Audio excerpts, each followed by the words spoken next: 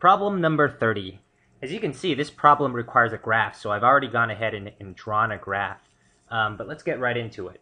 It says, the dots on the graph above indicate the weights and fuel efficiency ratings of 20 cars, or 420 cars. How many of the cars weigh more than 2,500 pounds and also get more than 22 miles per gallon? Now this is a very simple question because all you have to do is look on the graph and figure out fuel efficiency and also the weight. It says here that we're looking for cars that weigh more than 2,500 pounds. So the weight on the bottom here is in hundreds of pounds, and we've identified that they're looking for 25. So anything above 25. So we draw a line this way and ignore everything behind it.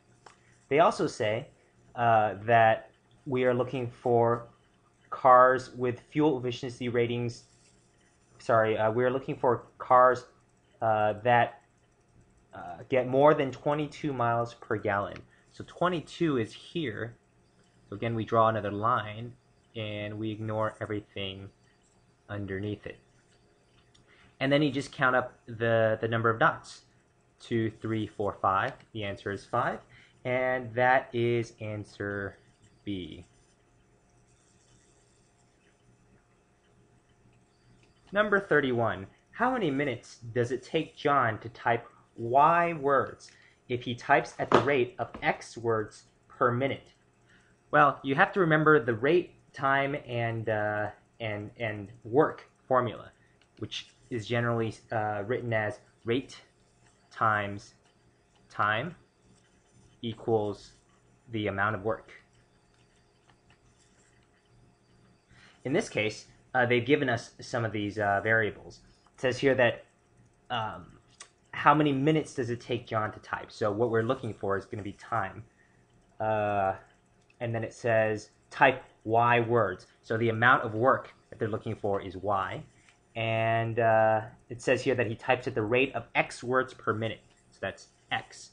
So let's call this T. What we're going to be solving for is T. So we know that XT equals Y. Divide both sides by X, and you get T equals Y over X. And that is answer choice B. Moving on. Number 32. Looks like this. 16 times 20 plus 8. 32. Again, pretty straightforward problem. Here you'll have to remember PEMDAS, which is the order of operations, parentheses first, exponent second, and then multiplication, division, addition, subtraction. So what that means is before we can do any of this other stuff, we should multiply these two numbers and multiply these two numbers and then add them together and see what we get. So 16 times 20, that gets us 320. 8 times 32 is 256. Let's add the two of these together. You get, let's see, 6, 7, 5. And remember that we're taking the square root of that. So square root of 576 equals what? Now, the best way to figure this out is to actually start dividing by numbers in order to figure out the factors. That's the fastest way to take the square root of something when it's a large number like that. So 576, if we divide that by 2, we get 288. Let's divide it by 2 again, 144. And you should know that 144 is 12 times 12. So we have 2, 2, 12, and 12 as factors.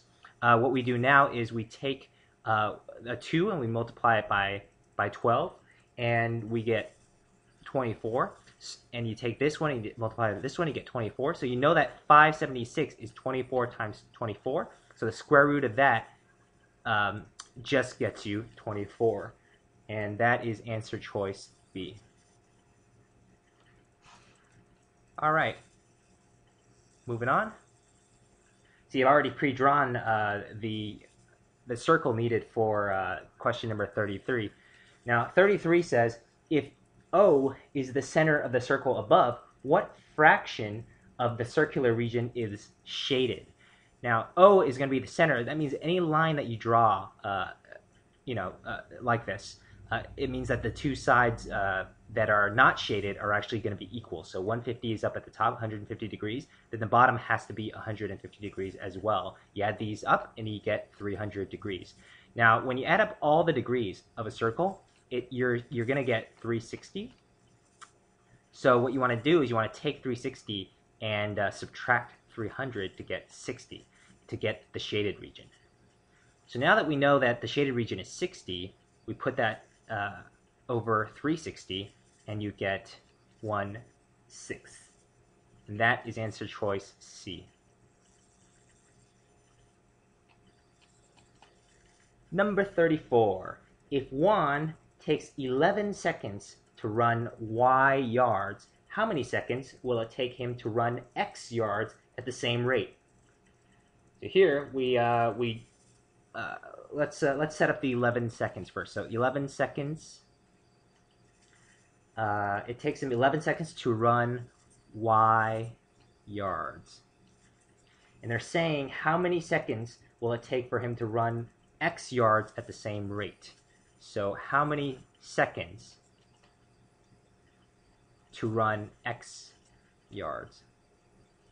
So let's replace hold on, gotta change my settings here. Let's replace the question mark with an actual variable. That might actually make it easier. So what variable should we use? Let's use Z. Okay, so what we're going to be solving for is Z seconds. Cross multiply. You don't have to do anything with Z, just cross multiply this way, X up to the left, and you get 11X over Y equals Z. And since we're solving for Z, we know that that is the answer, and that is answer choice A.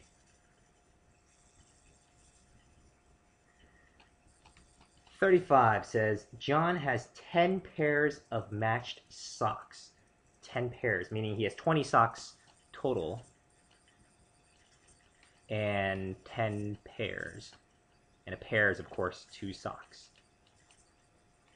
If he loses 7 individual socks, what is the greatest number of pairs of matched socks that he can have left?" All right, so if he loses 7 individual socks, then the way that we can maximize the number of matched socks he can have left is if as many of those 7 socks that he loses are pairs. So, for example, if John here lost 7 individual socks, so 20 socks total, but if he lost 7 individual socks, then he would have 4 pairs left. But what if those 7 were part of existing pairs? So if it was if this was your first sock and this was your second sock and that was a pair, third sock, fourth sock, and that was a pair, 5, 6, again pair, and then 7, which is part of a pair with an additional sock that he didn't lose. So that would be 4 incomplete pairs of, or missing pairs of socks. So you take 10 pairs minus 4, and you get 6 pairs. And that is the maximum amount that he could have remaining. And that is answer choice B. All right. I think we're all out of time, so I'll catch you in the next video.